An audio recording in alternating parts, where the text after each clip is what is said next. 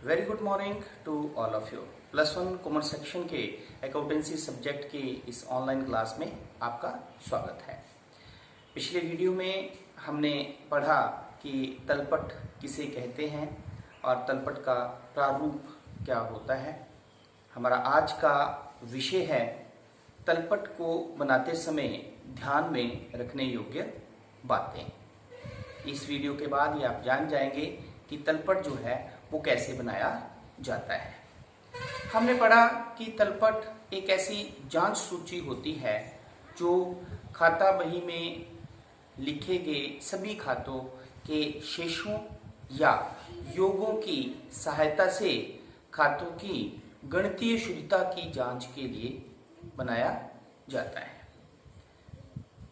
लेकिन तलपट बनाने से पहले हमें तलपट को बनाते समय कौन कौन सी हम बातें ध्यान में रखते हैं ये जानना बहुत जरूरी है। तलपट के प्रारूप में हमने पढ़ा कि हमारे पास तलपट के प्रारूप में 4 कॉलम होते हैं। सबसे पहला कॉलम होता है पर्टिकुलर्स का, जिसमें नेम ऑफ द अकाउंट मैंने बताया था, खाते का नाम लिखा जाता है।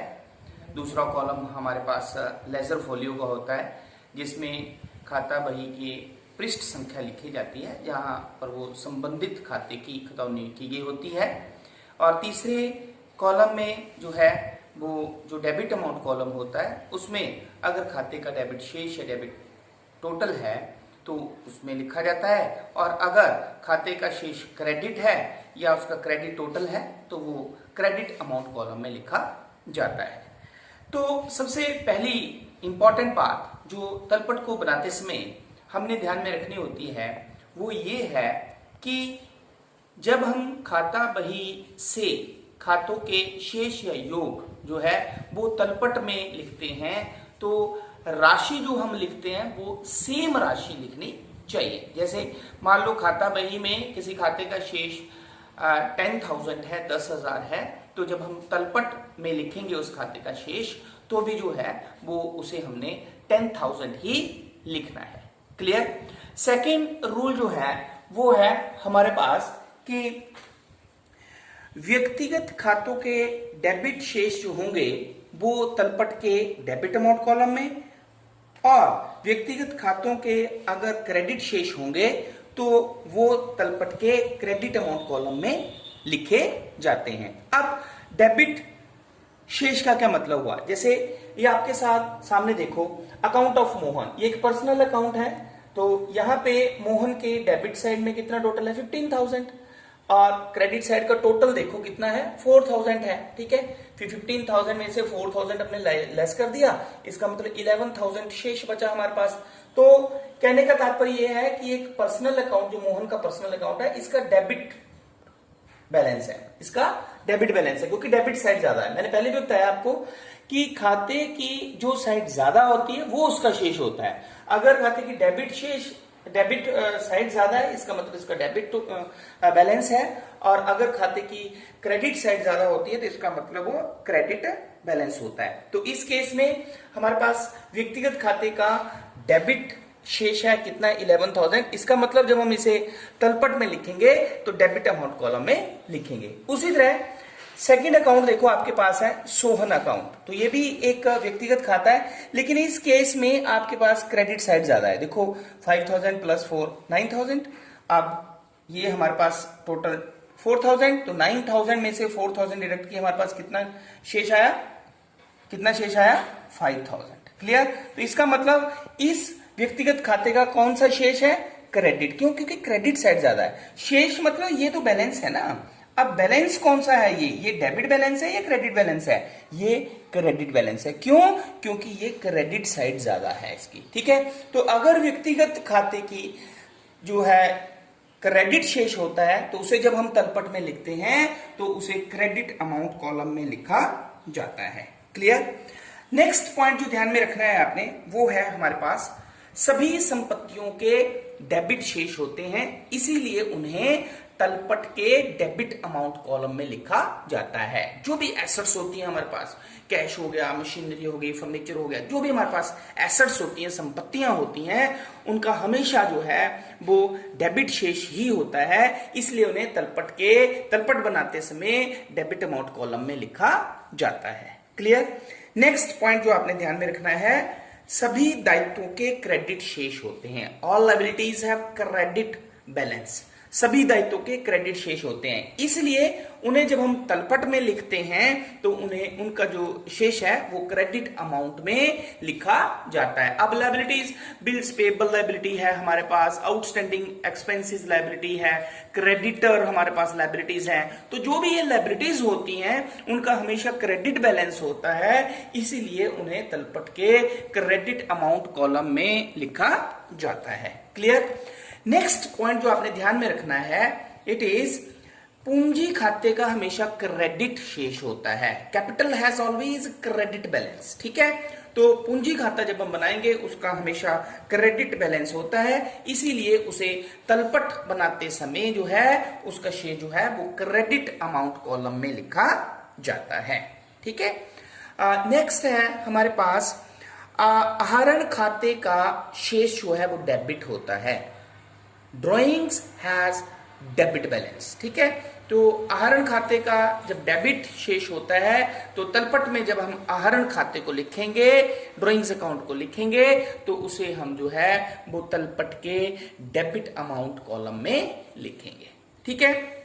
नेक्स्ट है हमारे पास समस्त व्ययों एवं हानियों का डेबिट शेष होता है। All the expenses and losses have debit balance. जो भी हमारे पास एक्सपेंसेस होते हैं, इंटरेस्ट हुआ, कमीशन पेड हुआ, वेजेस पेड, जो भी एक्सपेंसेस, स्टेशनरी पेड, जो भी हमारे पास एक्सपेंसेस होते हैं या लॉसेस होते हैं, उनका हमेशा जो है वो डेबिट बैलेंस होता है, इसीलिए तलपट में उन्हें जो है वो डेबिट अमाउंट कॉलम में लिखा जाता है। नेक्स्ट है हमारे पास समस्त आय और लाभों को क्रेडिट में लिखा जाता है। All incomes and profits have credit balance. सभी लाभ जो होते हैं, सभी आय जो होती हैं, उनका जो है हमेशा क्रेडिट बैलेंस होता है, इसलिए जो है जब हम तलपट में आयों और लाभों को लिखते हैं तो उनका जो शेष होगा उसे हम क्रेडिट अमाउंट कॉलम में लिखेंगे। ठीक है। नेक्स्ट है हमारे पास प्राप्य विपत्रों का डेबिट और देय विपत्रों का क्रेडिट शेष होता है।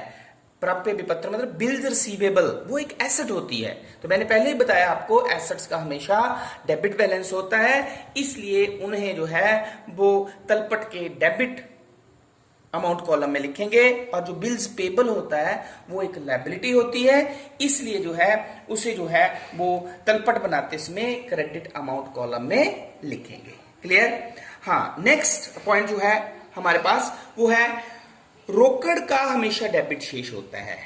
ठीक है, cash account has always debit balance. जब हम कैश अकाउंट बनाते हैं तो उसका हमेशा डेबिट शेष होता है, डेबिट बैलेंस होता है। डेबिट बैलेंस का मतलब उसकी डेबिट साइड हमेशा ज्यादा होती है। ठीक है, तो अगर कैश अकाउंट का डेबिट टोटल होता है या डेबिट बैलेंस होता है, इसलिए जो है उसे हम तलपट बनाते समय जो है वो डेबिट अमाउंट कॉलम में उसका अमाउंट लिखते हैं। ठीक है। नेक्स्ट है हमारे पास, हाँ, बैंक खाते का शेष जो है वो डेबिट भी हो सकता है और क्रेडिट जब होता है उसे जिसे हम बैंक ओवरड्राफ्ट कहते हैं, उस केस में क्रेडिट भी हो सकता है। ठीक है, बैंक अकाउंट में हैव डेबिट और क्रेडिट बैलेंस। तो यदि बैंक अकाउंट हम बना रहे हैं, अगर उसका डेबिट बैलेंस है तो उसे तलपट में हम डेबिट अमाउंट कॉलम में लिखेंगे, लेकिन अगर जो है अगर उसका क्रेडिट बैलेंस है, मतलब बैंक अकाउंट की क्रेडिट साइड ज्यादा है, तो बैंक ओवरड्राफ्ट हुआ, तो उस केस में हम उसे तलपट के जो है वो क्रेडिट अमाउंट कॉलम में लिखेंगे। ठीक है। नेक्स्ट है हमारे पास क्रय खाता का हमेशा जो है वो डेबिट बैलेंस होता है। Purchase account has always debit balance, क्योंकि परचेज एक्सपेंस है, ठीक है।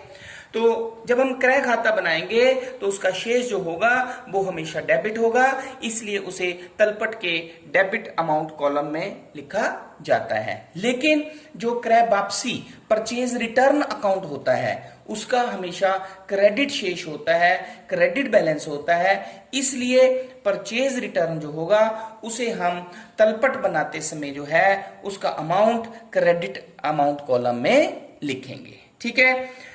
उसी तरह हमारे पास नेक्स्ट है sale has always credit balance.